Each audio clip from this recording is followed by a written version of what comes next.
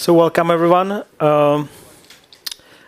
Today I want to talk about beyond the dashboard, building interactive data application in hours. It can be in minutes because I will have 30 minutes. And I just realized that maybe my presentation is maybe about something else than that applications, but we will see how it will end. I'm not going to change it now. So, short introduction. My name is Vojta Tuma. I work for a company called Keboola. We are a data integration platform. My role is field CTO. I used to be CTO, but I'd like to talk to customers. So I add this field to be in the field with you. My experience, 14 years in IT, and from that 8 years I spent with the data. And I love all the engineering stuff. This photo has been taken in museum here in London. I think it's Technical Museum. If you like technical stuff, I can really recommend you to go there.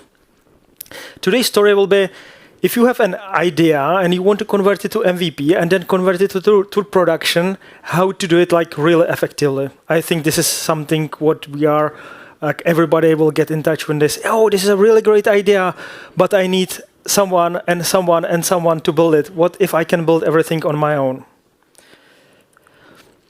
So I will start with a story. I used to be a software developer.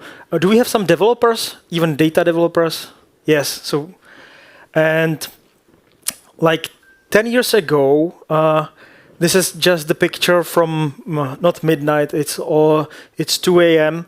and we spent 16 hours with my friend Peppa, upgrading MySQL databases. We were converting tables from MySQL to InnoDB.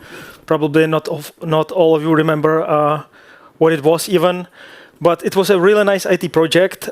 We need to have 3 weeks of preparation to do that.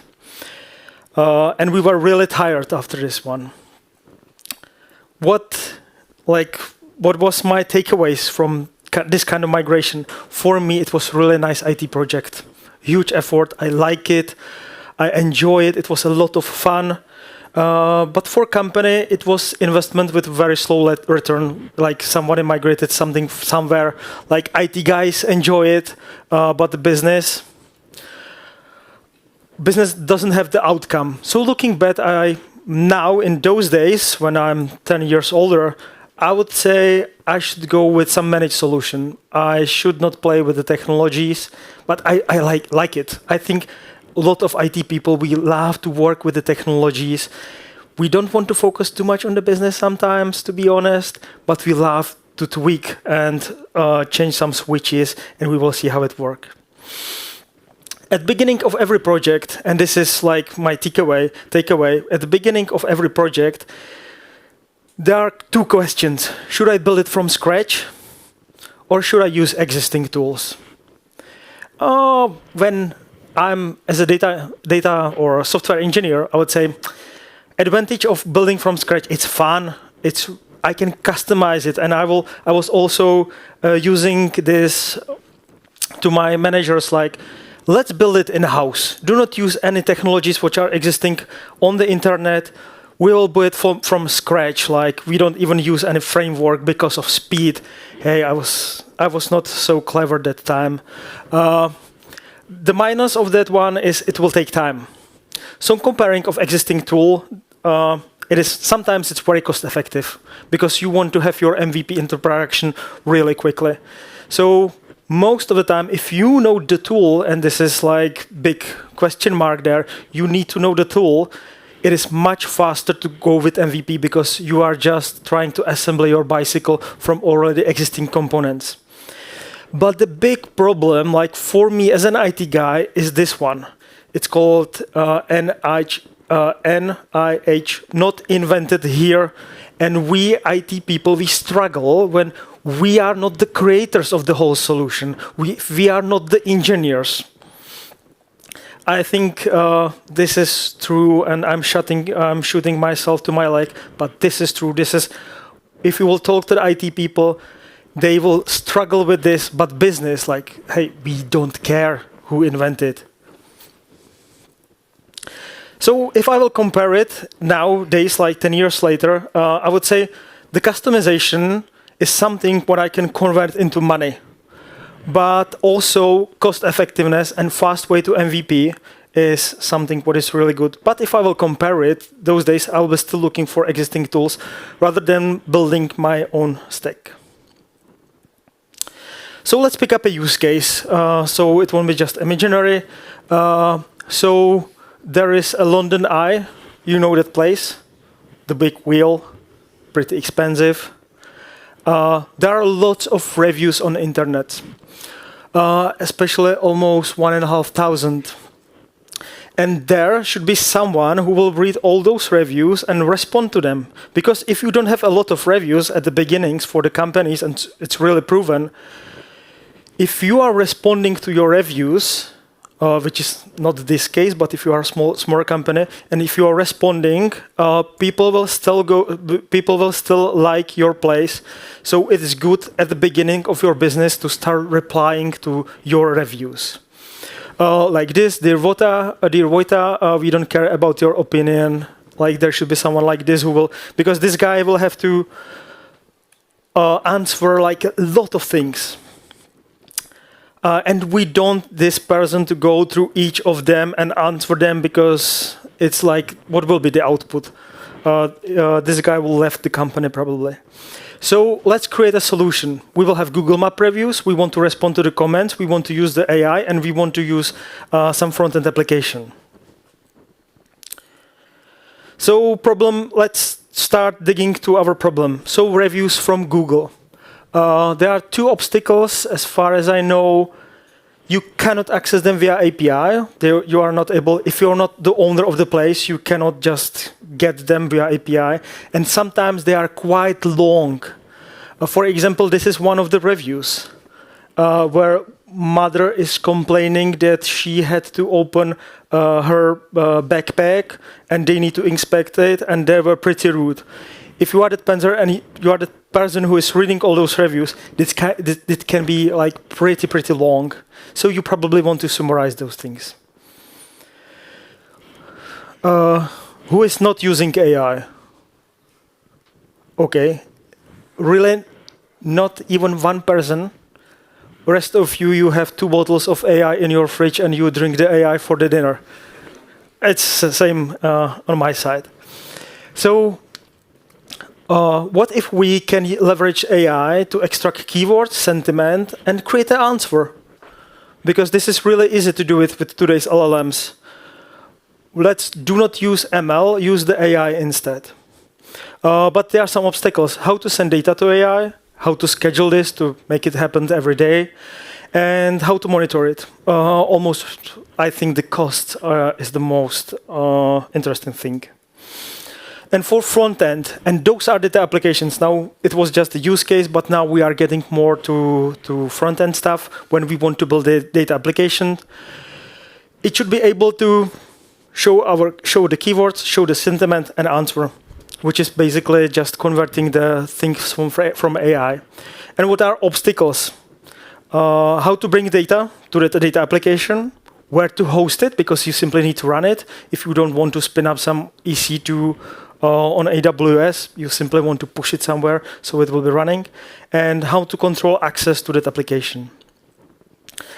And now I can show you some other slides, or maybe I should show you a video, but I said, let's do some live coding, because live coding is always more interesting and more funny. Because what if Wi-Fi won't work? I was just standing here for 10 minutes and trying to save it. So let's see if we can make it. So, as I said, I'm working for a company, Keboola. You can find us downstairs. And I want to show you how I approached this idea and how I was able to build something like this within 6 hours. 1 hour, it was just creating the idea. 1 hour was building it, and 5 hours, like 4 hours, was debugging. You know how it works. Then I found that missing semicolon. So first thing first. So most of the time we need to get data. As you can imagine, just trying to write some scraper which will scrape the data from TripAdvisor, Google Places, Square, or whatever, it can take some time. So I rather go with existing solution. As I said, now I'm trying to find existing solutions, not trying to build my own. Yes, there is definitely Python library which is capable of scraping something, but it will take me exactly not 6 hours, but 6 days to make it running. So first, we need to get data. We have data from 2 sources. It's pretty easy. We need to clean them and aggregate them together, which is really easy SQL. Probably a lot of you will be capable of writing this. You don't have to take care about database stuff and stuff like this. We just create a table, aggregated views, union, boom, we have it. This is not something amazing, probably. So I'm not expecting wow. But now I'm kind of expecting wow. And this is the place where what I really like it, and is how to bring AI to your data. I will be speaking more about this tomorrow at AI Stage at 12 p.m. And it is how would you extract keywords? How would you extract sentiment from your data? LLM, AI, ML. Yes, all the things are possible. Or someone who will read all the things and make it happen. But let me show you how easy this part can be. For me, it was really eye-opening. So some credentials to OpenAI, or Azure AI, or Google, or Hugging Face, or platform of your choice. This is not the wow, but this is the wow.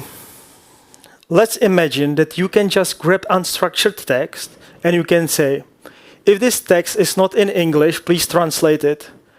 That's it. So if someone asks me, and what translator or service you use for your translation, I use this prompt. And if you will compare Google Translate APIs against using the prompt, I think in this room there is no one who is not capable of translating everything now, because this is it. Translate it, and you will give the text. That's not the tricky one. Extract the keywords. Yes, and as a second step, extract the keywords, and maximum 5 keywords, because we don't have to have a lot of keywords. The last thing is score the sentiment. You probably already read through all of those things, but I will repeat them. Scale sentiment of translated text from scale -1 to +1, -1 negative, +1 positive. And it's always good if you are working with the LLMs to provide some examples.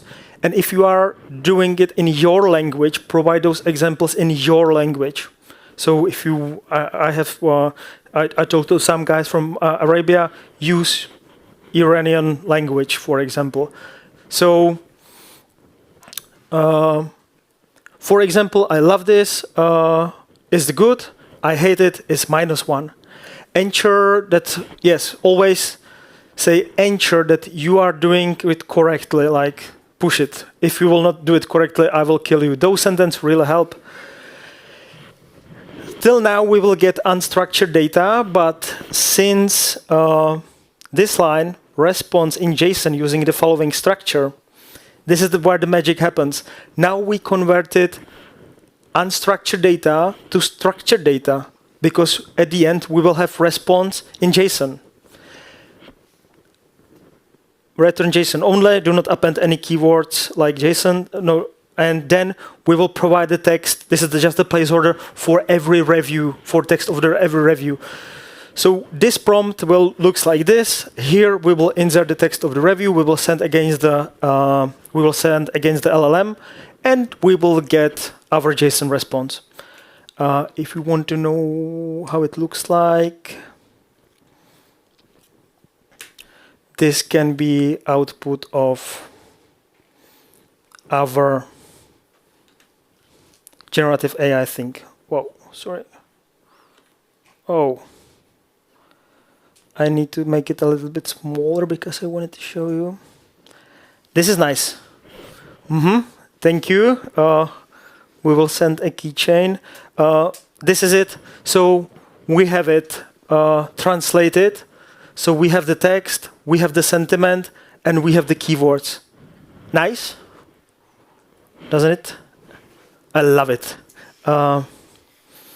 So this was the part where I want to show you how easy it is to leverage the AI in a real life, like not sending something somewhere, but that tricky part is return me answer as a JSON.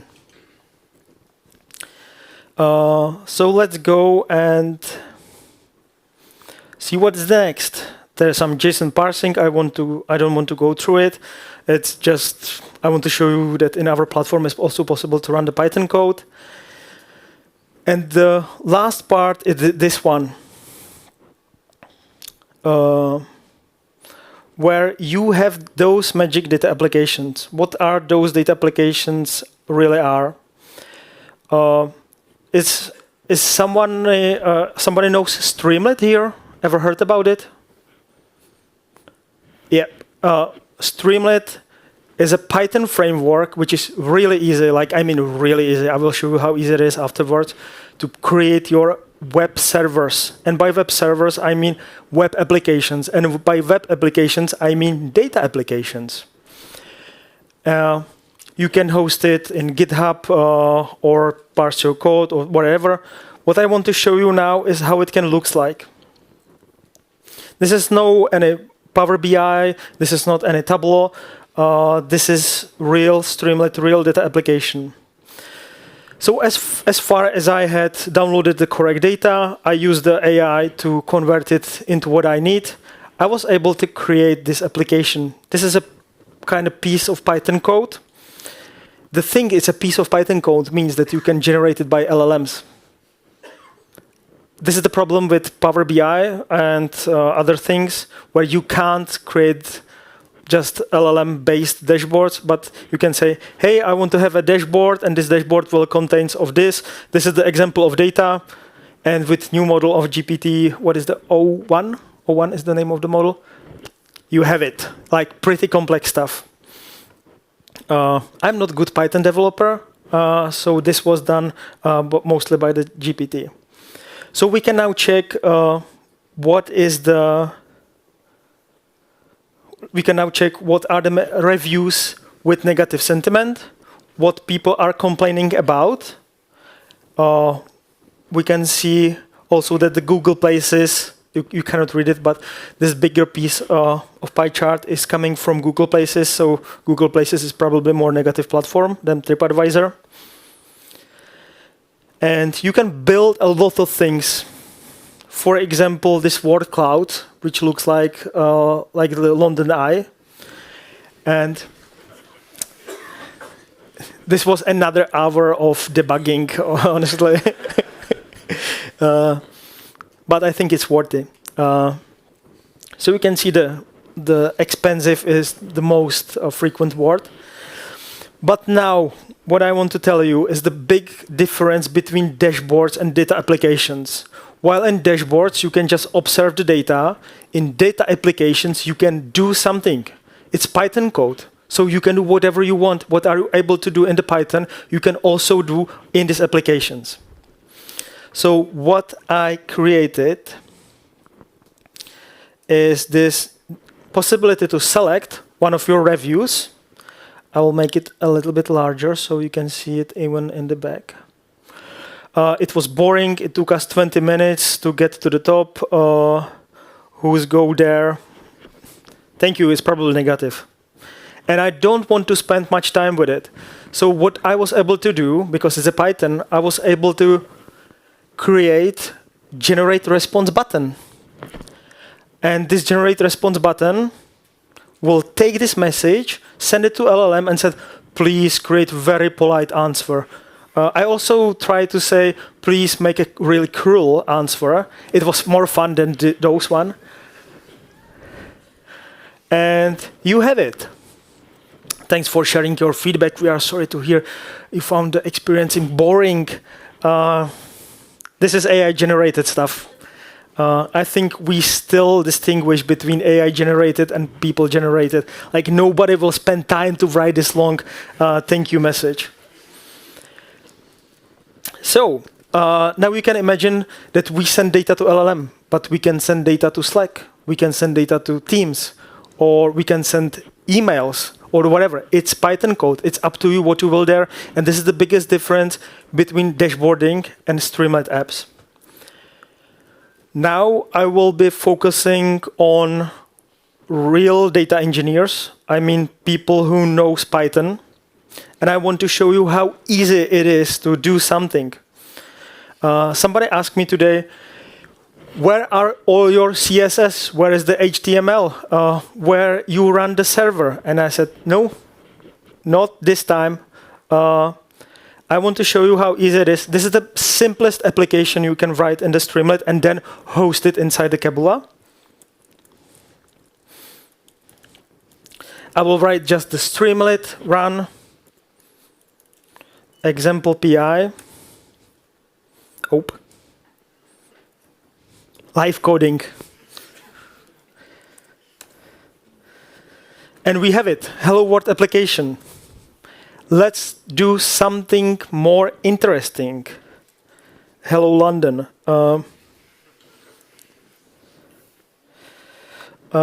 I had prepared here. So this is also good for data entry. When you want to have, do you know it, that you have an Excel file, and on the background of this Excel file, there is some VBA script, and this VBA script, Visual Basic script, and this VBA script is doing some magic. Any experience with this one? Yep. This thing can replace those shadows IT things in your company. So let me, show you. This is like very simple form where you can import Streamlit. You have two products. You have three products, three operators, and you can say this was done for one of the call centers, and you can say this guy just sold this product with this commission, with something around 18 lines because I want to have it formatted. Streamlit run up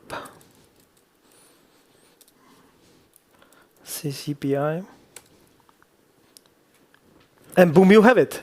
You have the entry form for your data, so you can validate it. And also you can put some authentication in front of it. So you can authorize your users against Active Directory, not Active Directory, Entra ID, or Okta, or Gmail, or whatever you want. But this just replaced the Excel with all those things, with all that magic behind, and now you can control it. Data governance, we call it.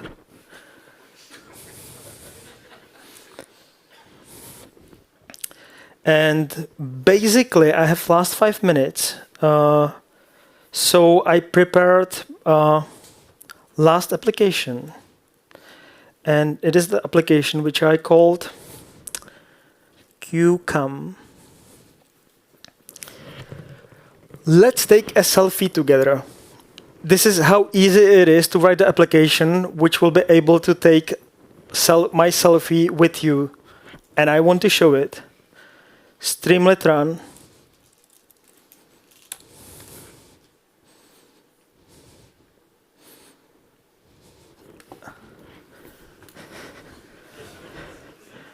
Oh, so smile. And here we have it. Ta-da! And it's everything.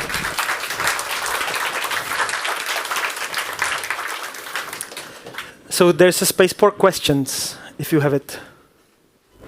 Yeah, if you can pass the mic, please. Hello. Thank you very much for a beautiful presentation. It's one of the best, honestly. Oh. Not today, in my lifetime.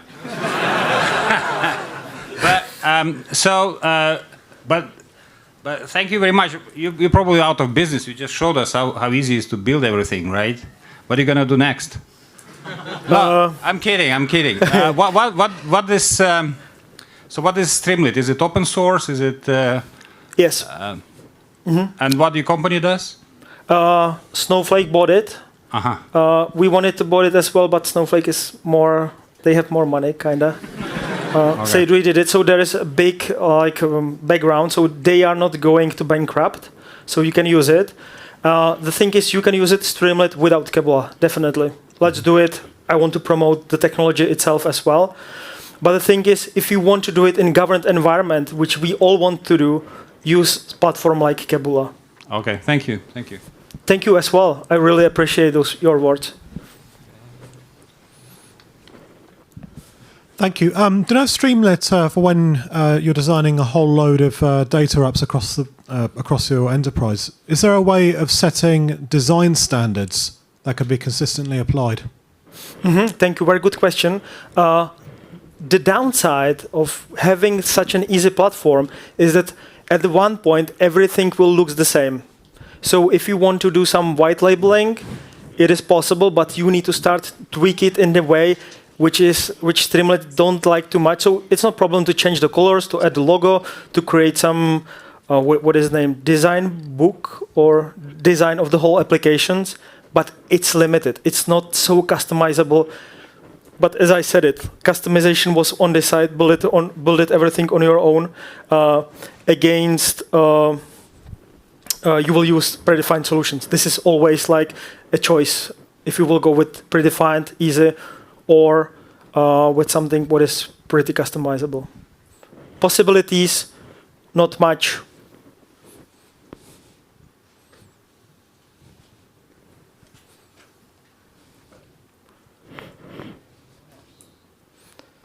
Yeah. Hi, great presentation, by the way. Really enjoyed it. I noticed in the data there was a lot of repetition of expense, for example. So too expensive, very expensive. Does Keboola allow sort of a data pipeline to allow cleaning through multiple LLM steps?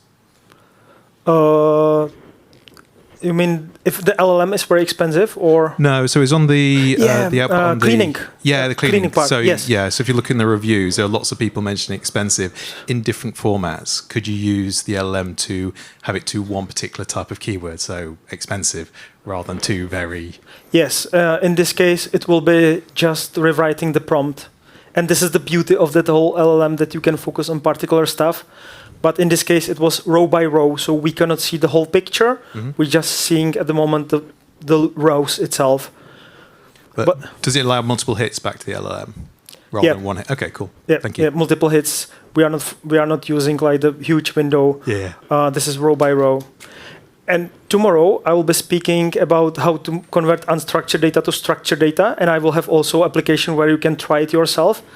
So small invitation for tomorrow's 12 a.m.